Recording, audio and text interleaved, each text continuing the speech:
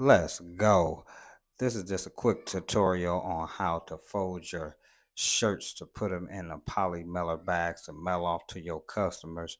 Yes, it's that just like Music California Eclectic vintage shirt. Go get yours. First you turn it over, you know what I'm saying?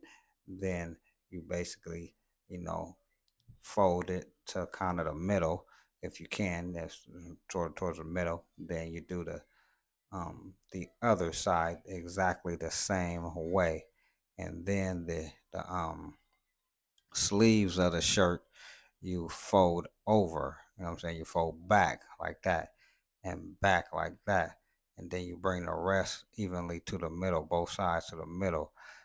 After you do that, boom. Now you fold a little bit of the bottom piece.